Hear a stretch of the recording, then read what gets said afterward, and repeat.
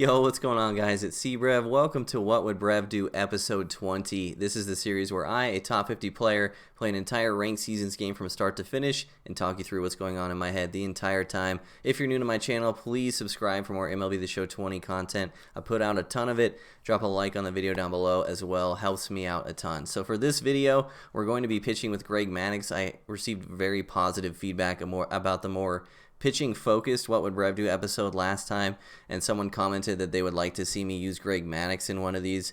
So that's what we're going to be doing today. I tried to just record a Kershaw video and he literally quit in the second inning, so that's on the back burner. I will have a What Would Brev Do with Clayton Kershaw on the mound out sometime this week. I'm just going to keep playing games until I can get a good start out of him, so stay tuned for that. But for this episode, we're going to be throwing Maddux. I think it'll be cool for you guys to see how I sequence with Maddux. And our backup plan, if we have to run another doubleheader, if the guy quits early in the first game, we're going to be throwing the new 97 Future Stars Forrest Whitley right after. And that'll provide a nice dichotomy of basically the same repertoire, but one has low velo and one has high velo. So you can kind of see how I pitch differently in situations like that. But yeah, it'll be cool for you guys to see me using a finesse pitcher. I'm actually really high on Greg Maddux in this game. I enjoy using him a lot. I think he's good, which puts me in the minority, actually, for a lot of players in this game. A lot of people have been saying they've been struggling with Maddux. I've been hearing the same things about Kershaw. So hopefully this episode and the episode with Kershaw will help you guys out a little bit pitching with these guys, because I think I do pretty well pitching with finesse pitchers. So we're in the game, we're on the road, we're facing Kluber, and this guy's team is, not the greatest, so we actually love to see this. Obviously, he seems like a Mariners fan too, with Cruz and Lewis in there, or maybe he's just grinding the player of the month for Tatis, who knows. But we are facing Kluber. Kluber's going to be around the whole year, you're just going to have to get used to it. Oracle Park, have not played here much. I think this stadium is actually not really that bad at all for lag compared to other MLB stadiums, so we should be okay here. But yeah, facing Kluber, we're going to be trying to work the count. We're going to be trying to get walks just like we usually do early in the game. You can tell this is on Hall of Fame as well because of my PCI size, so that's good. I think it is. It seems pretty small.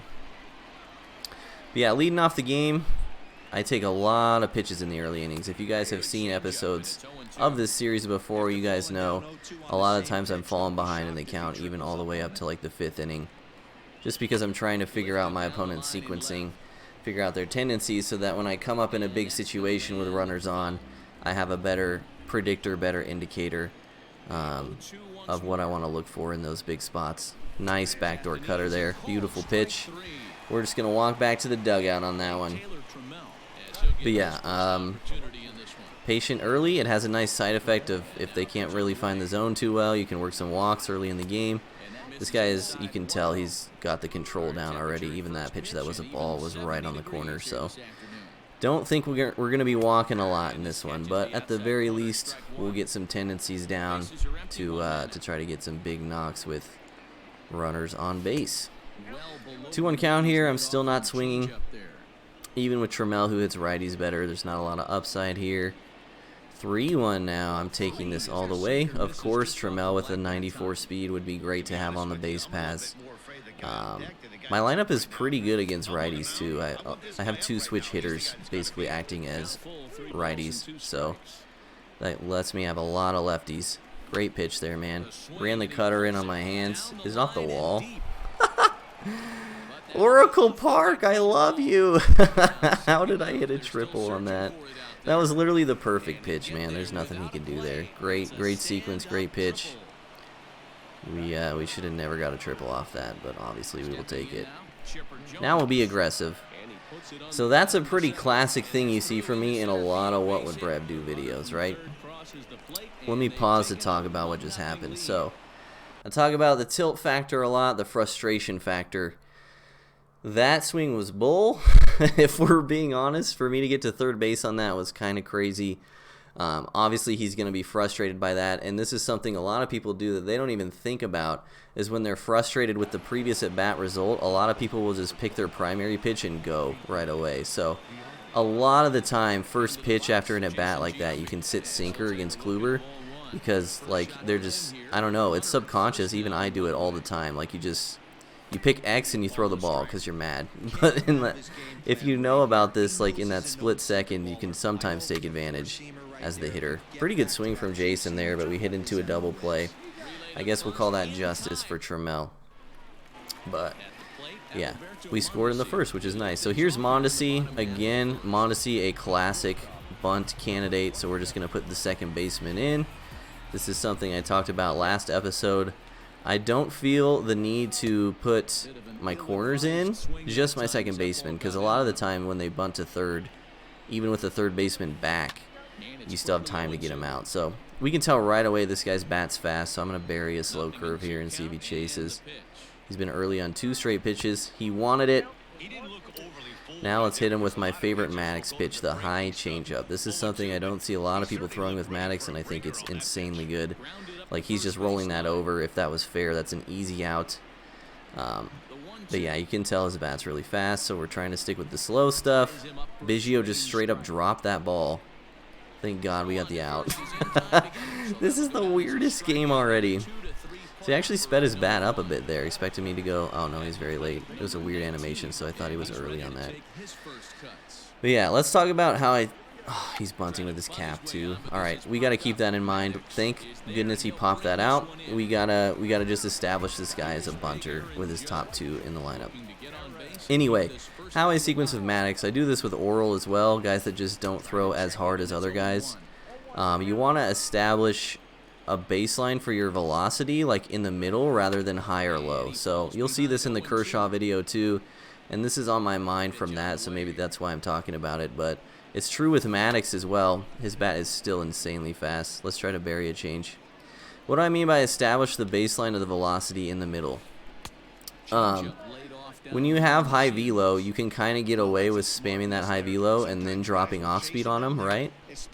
When you don't have high velo, you don't really have that luxury. So like for Maddux, his cutter is right in the middle of his velocity line, like his speed differentials. Same as like Kershaw with his slider, you'll see in that episode.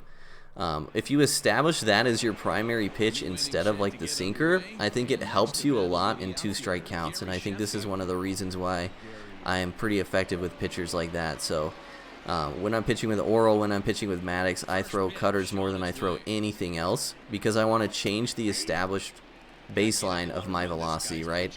I want to get their bat to the point where normal for them is like 90 sitting on the cutter, as opposed to like 93 with my sinker, 96 with the 4-seam. And what that allows me to do is it allows me to create perceived velocity in 2-strike counts. We try the front door cutter again.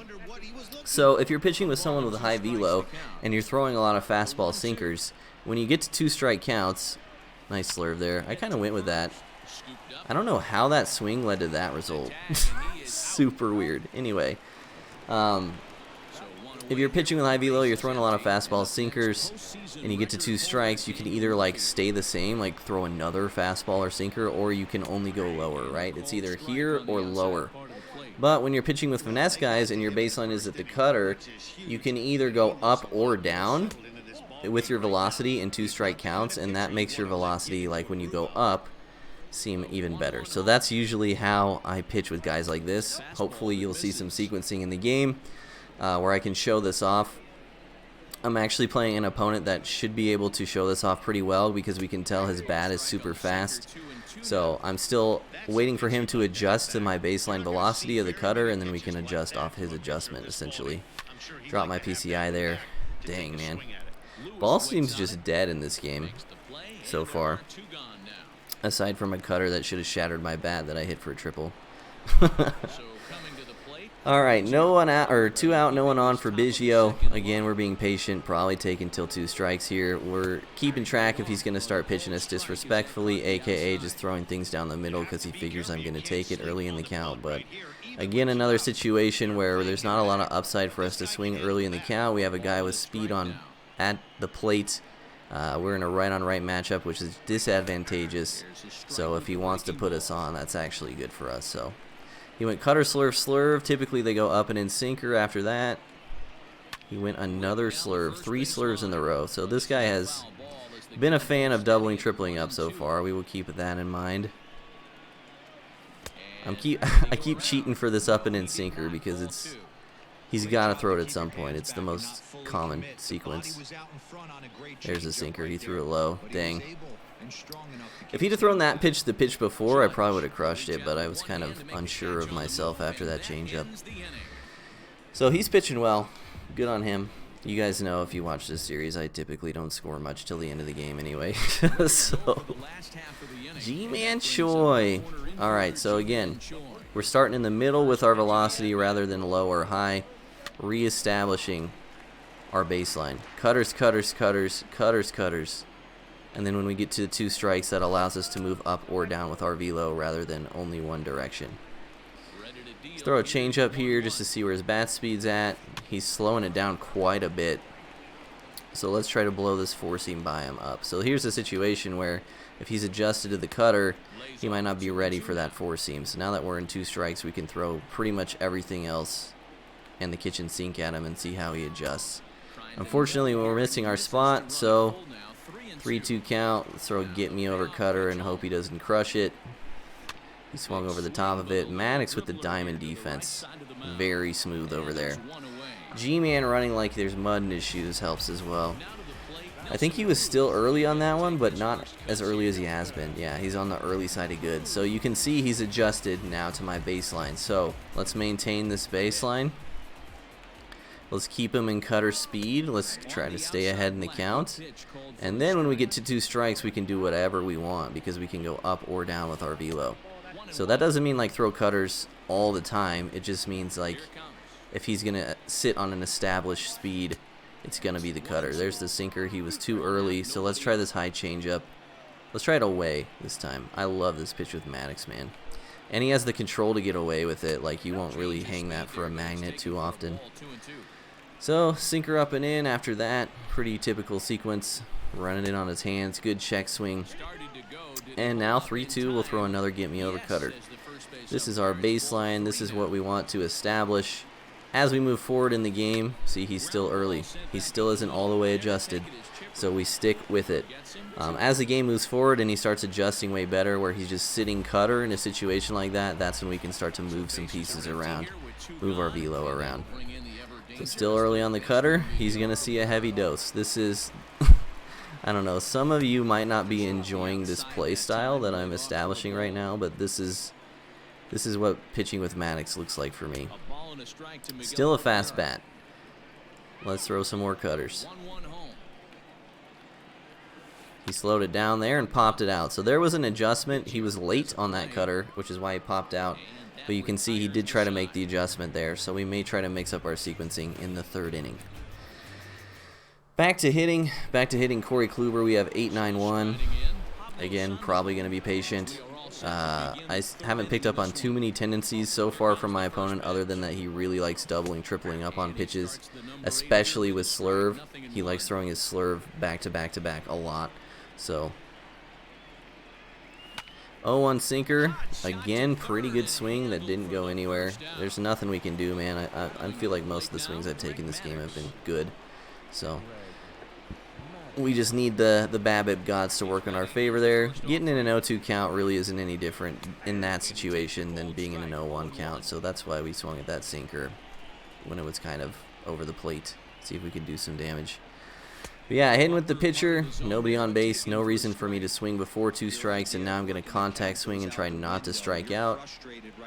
And I struck out anyway. So that's bad for me.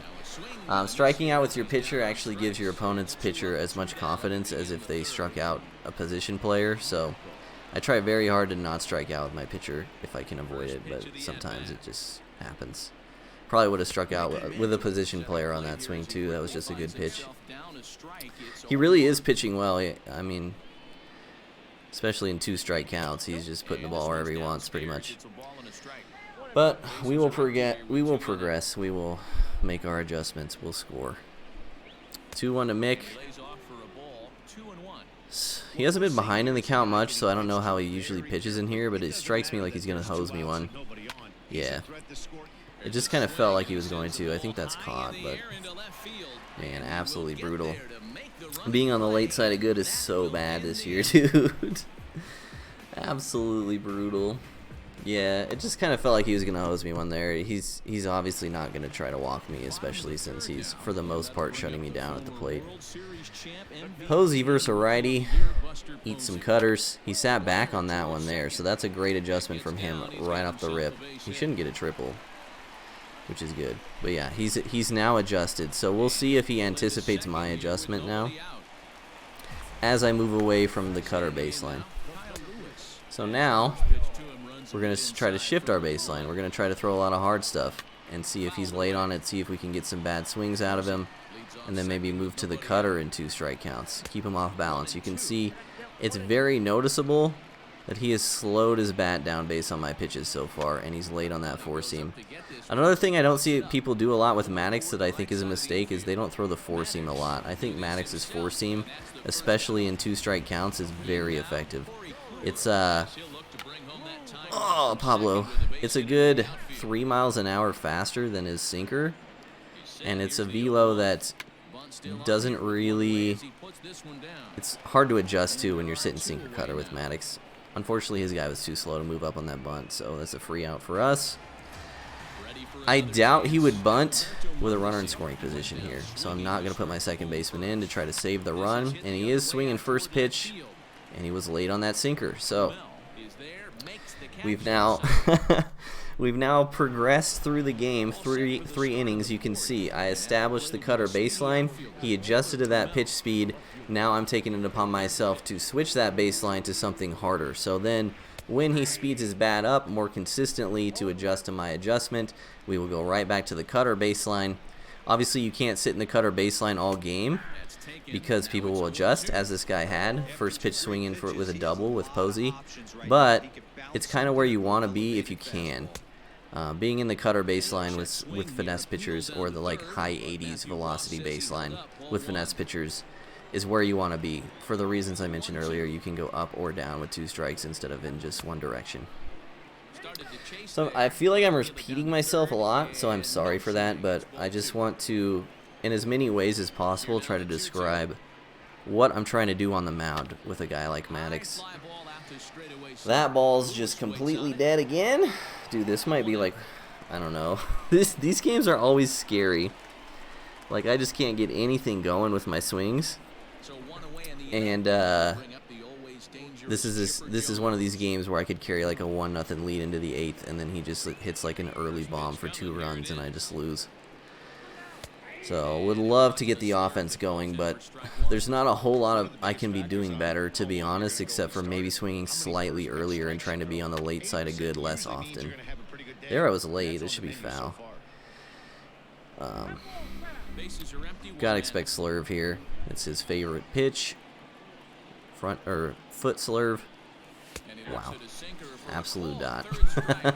This guy's pitching a gem for all intents and purposes, if I'm being honest. Getting owned by Kluber. And just missed it. So that was a horrible inning from us. Wow.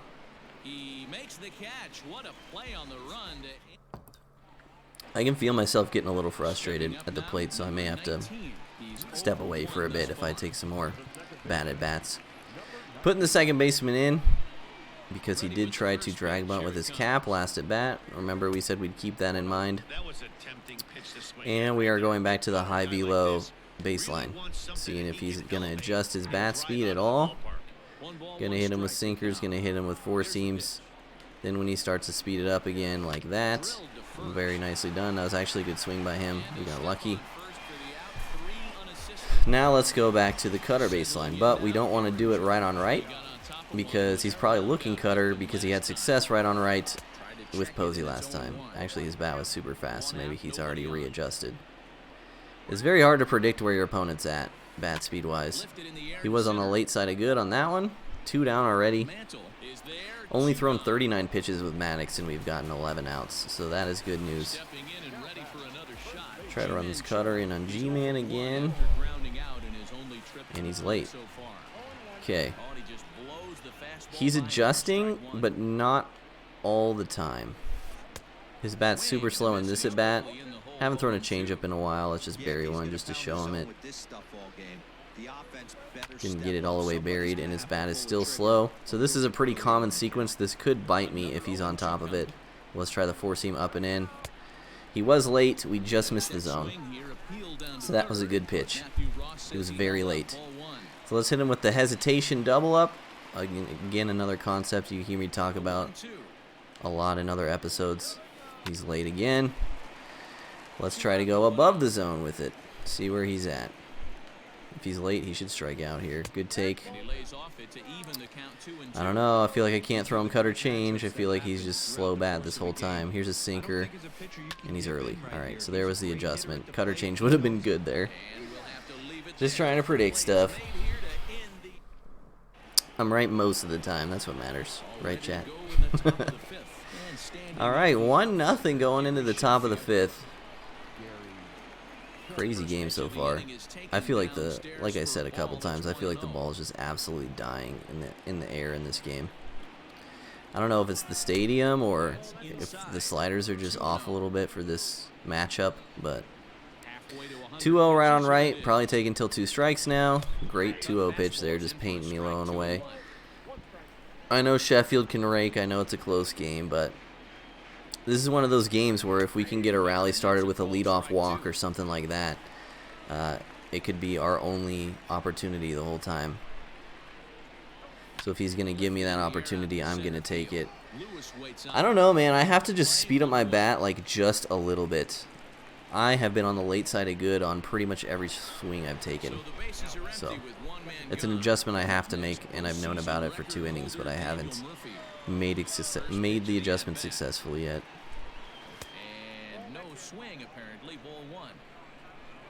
That was a frustration hack. Luckily, I check swung.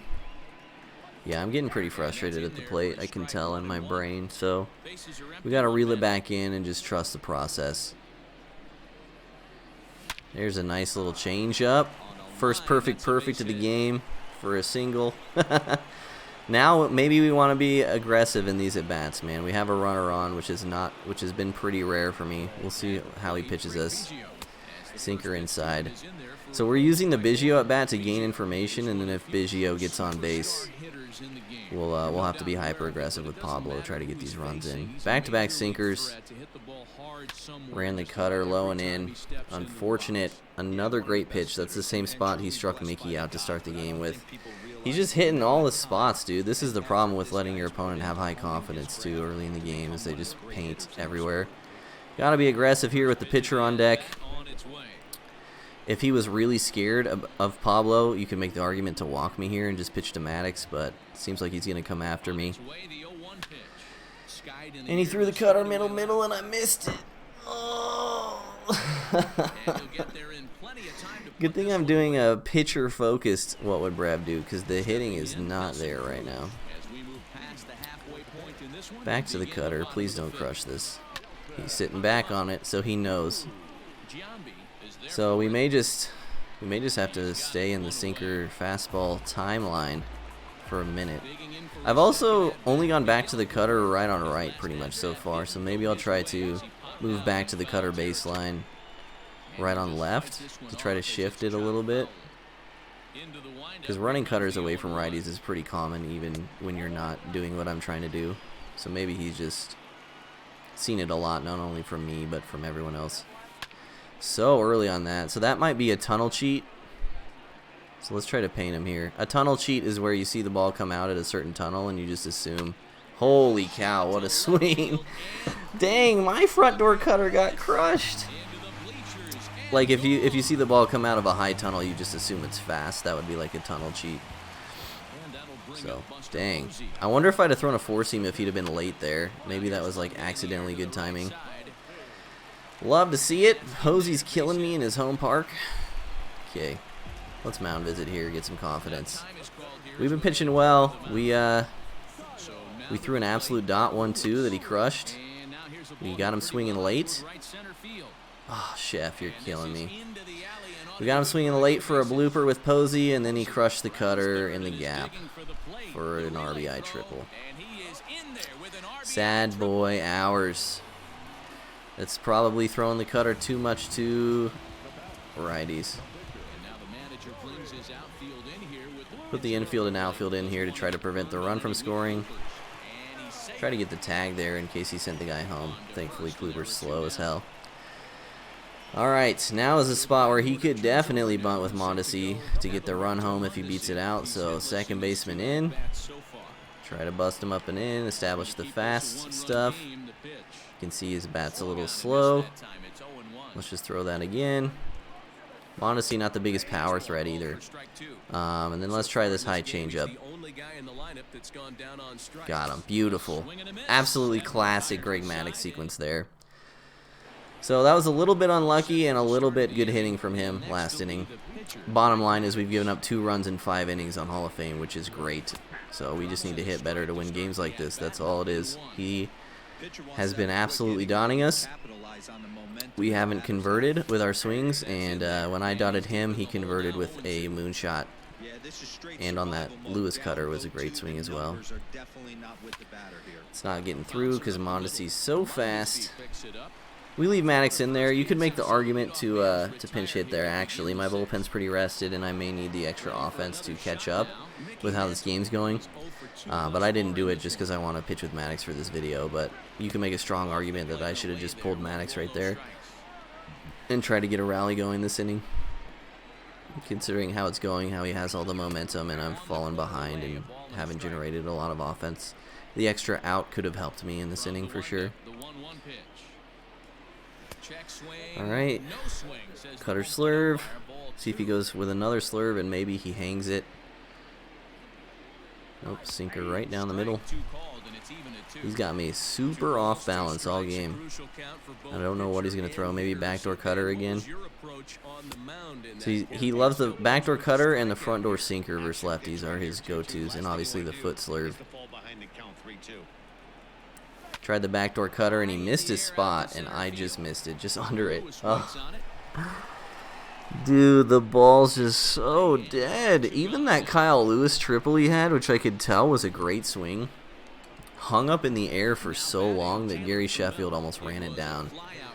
Like, I don't know what it is, but the ball is just so dead this game when it's in the air. Super weird. Alright, Trammell 2 outs. What do we got? Change up. I'm swinging 0-1 a lot too, since being 0-2 hasn't been great for me this game. Does he go up and in sinker again? He did. We relate. It's just like the perfect spot for that pitch. I don't know. He's just dawning my life away the entire game. And then when he misses his spot with the cutter like he did with Mickey, like I swing a pixel under the ball and it's just a lazy fly out to center.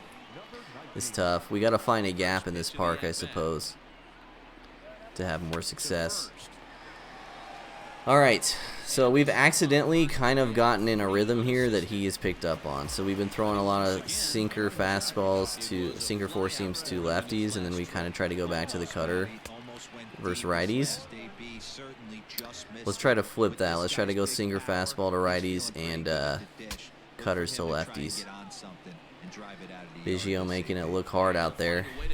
Alright, lefty with G-Man. I know he's a switch hitter, but lefty right now. Let's try to go back to this cutter stuff. Let's try to throw a cutter away too, see if he rolls it over. This is a tunnel he hasn't seen much of. He's late on it there. Try this high changeup again. And he's early. He's super early on that swing. So great inning for Maddux. Maddux throwing a gym. We just can't get the offense to support him right now. But I hope this is helping you guys with your Maddux sequencing or just finesse pitchers in general. It's been even though we're losing, it's been a great game for you guys to learn from a pitching perspective, I feel. So Raleigh probably isn't the correct reliever to go with either. The reason I'm warming someone up is because there's a potential we have to pinch hit here in a big spot in this inning, starting it with a 3-hole. But Raleigh's not the guy. We want to go with someone with some serious velo out of the pen. This is a good Mariano inning. Mariano Chapman next inning, since we've been pitching with a finesse pitcher for 6 innings, going straight to like outlier fastballs or like 100-mile-an-hour fastballs would be great. to follow that up with. Yeah, it amazes me how every game you pitch can be so different, Matt. Sometimes Pretty good swing. a Routine ground out. It does seem like if he falls behind in the count, he is very willing to just throw a sinker middle and try to get back in the count. He did it back to back there, so if we get ahead in the count, we may just have to sit on that, which we just did, and unfortunately we didn't get the results. That cutter was an interesting pitch as well. He may be moving towards the disrespectful realm. We'll see how he continues to pitch. Unfortunately, we only have 8 more outs to work with. Good pitch there. Nothing I can do. I could maybe try to poke that the other way against the shift, but that's a hard pitch to square up with good timing. Four seam. Hasn't thrown much of those. Still looking up and in sinker. Backdoor cutter. There's the backdoor cutter. He missed his spot. Since he's been a double upper, I think I got a sit cutter here. He went slurve. Another amazing spot for that pitch, dude. Oh, everything's on the black. It's crazy, except for the sinkers. This is frustrating. It's giving me nothing to hit for pretty much 90% of the pitches I've seen this game. Alright, Chef. Stay in our approach. Don't roll over cutters away. Don't roll over slurves away. There's a cutter spinning right into our PCI. Tied it up. Jeez, man. This game. I feel like I'm hitting so bad and so good all at the same time. Man. That was so big for the momentum, if nothing else. He finally missed his spot with something. We were ready. That's a product of us swinging a lot 0-1 this game, too. We put ourselves in positions to do stuff like that because with the way he's been dotting us, it's very obvious that we're going to struggle in 0-2 counts. So we take our shot 0-1, which we have done several times already and haven't gotten hits on, but we converted there finally. Good sinker there. Probably up and in sinker here since he's going to go to something he trusts. Nope, change up. I'm gonna sit up and in sinker again and see what he throws. Could be a slurve, could be a cutter. Four seam. Good mix up. You can see how off balance he's getting me, dude. Just great pitching performance. Slurve right down the middle, which we crush directly at the center fielder. Jeez Louise, man. The tilt is real. The tilt is real. And he's going to chop that through for a hit. Feels real bad. This is a scary inning, man. He could get this momentum right back. He's been swinging pretty early in the count, too. So maybe we try to bury his sinker and get a double play here. He could just pinch hit with Miggy as well. Or he's warming up his bullpen since we're moving towards his 9-hole. Let's try to bury the sinker and see if he just chops it first pitch. I wanted it a little more middle than that. Let's try it again. He did swing at it, but he didn't chop it. Good timing as well. Let's go to the four seam. Backed him off the plate on accident. Let's go change up now. Cutter is something we absolutely do not want to throw here. Cutter, you don't want to be throwing your baseline in situations like this. I guess we'll just throw that again and pray. Nice pitching, Greg. Beautiful. Okay. Now let's go up and away cutter and see if he overcompensates for that sinker we just threw. We hung that so bad. He's late still. So he's still on the cutter. Four seam up and in. Took it. He doesn't like swinging at that, it seems like. So let's double up. And he was on it that time. Just under it. Ball's dead in the air. Like it has been for me. We'll call it both ways. Probably a swing that would have had better results in a different game. Now this is really interesting. We could go super big brain here and walk Lewis and make him pinch hit, and then we don't have to hit against Kluber anymore. But that's probably a risk I'm not willing to take right now. So if I was feeling more confident about my offense against his bullpen, we may try to go for that. But yeah, that's not gonna be a thing this game. I don't know why I sat Chapman down. We're obviously gonna have to pinch hit for Maddux here, but 7 innings, 2 earned, and those 2, or one of those earned, was a little bit unfortunate with the bloop hit right before. So great outing from Greg. Hope you guys learned something. You can see another tactic I use a lot too when I bring in Mariano, like I talked about earlier, is going with high velo after using a finesse pitcher and kind of doing the rocking chair with your pitcher selection as well. So after Mariano, I maybe try to go to Franco, another finesse pitcher or something like that. We'll see. He finally went up and in sinker. Threw it in a perfect spot again. We're late. It's just crazy, bro. This guy has hit every spot all game except for the Sheffield pitch.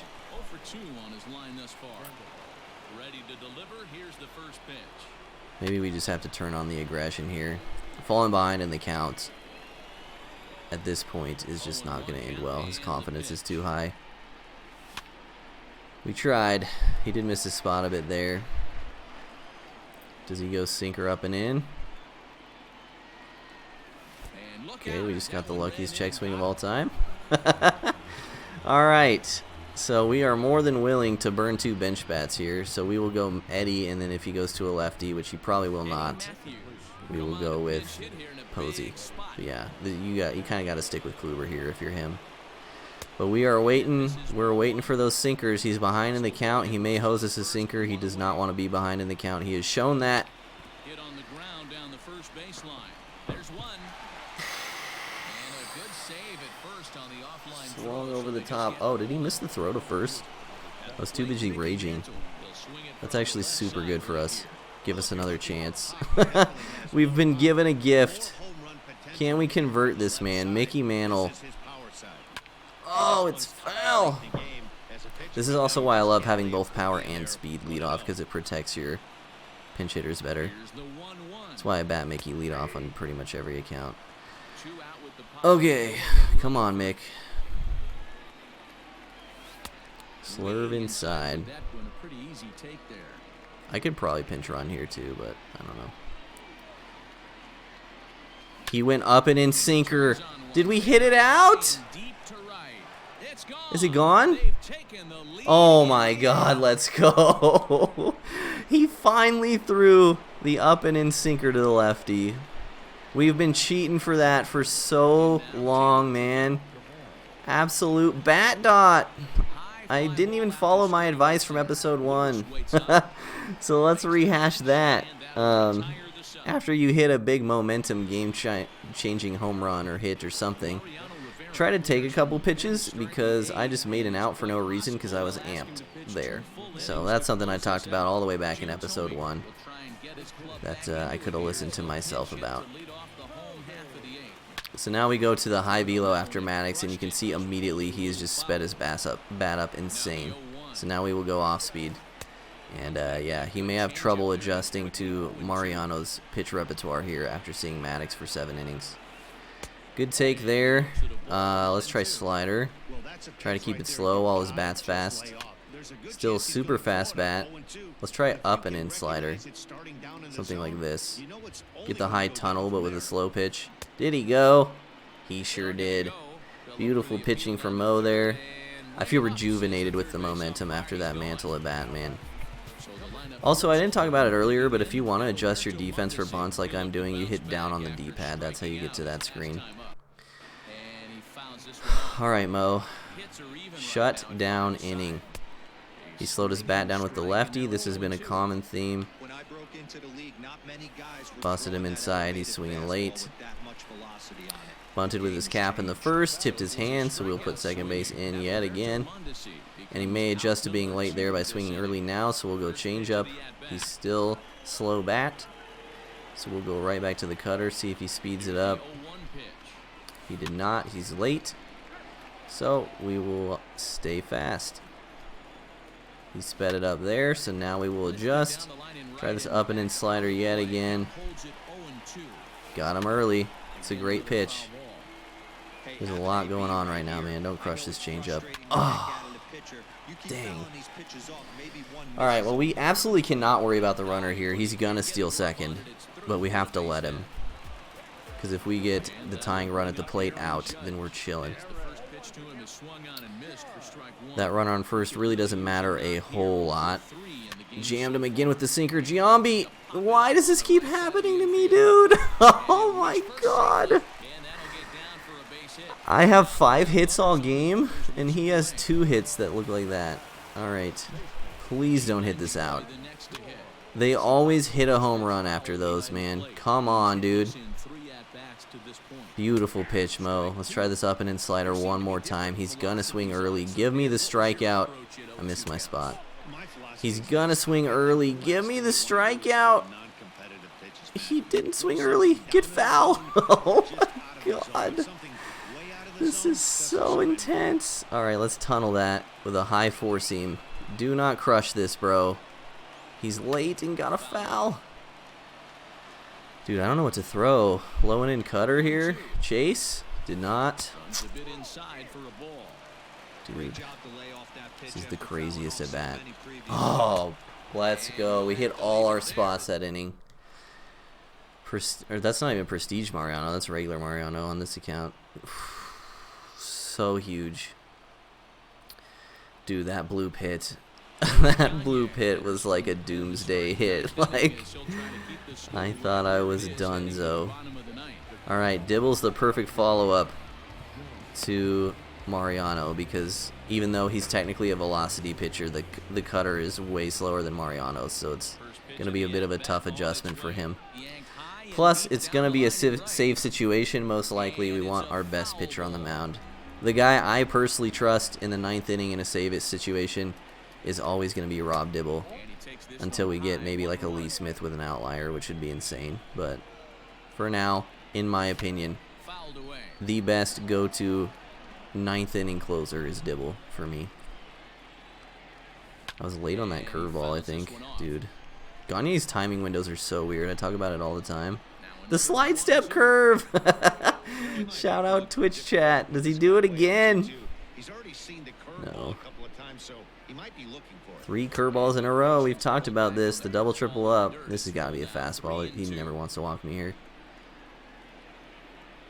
Wow. This guy is a big brain pitcher, man. Good stuff. I knew he was going to come over. I didn't think he was going to do it with a changeup.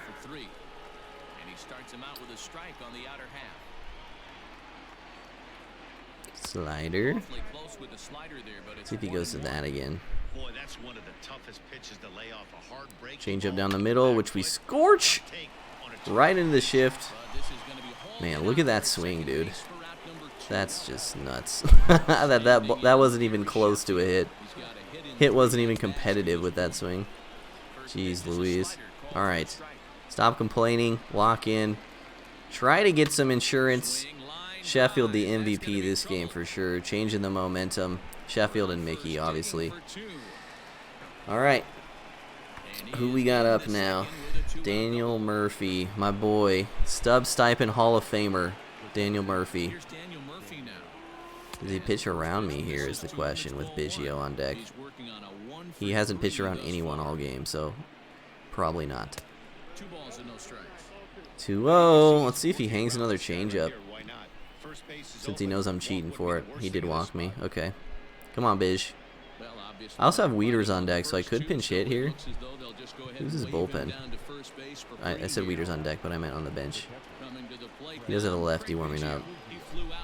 I have Posey as well. Yeah.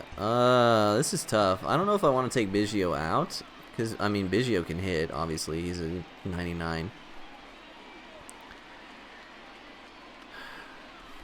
I don't know. A base hit probably scores me a run in this park, so I don't really need the home run. If I needed the home run, I might go to Gallo here or Alonso.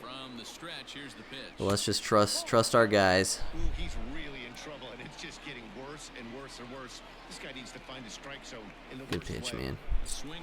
Another pretty good swing that just was nothing. All right. Rob Dibble, the man of the hour. 2-run lead, 3 outs to get. We don't want to leave Mariano in there, even though he pitched so well, because he's already yellow energy. Obviously. Yeah.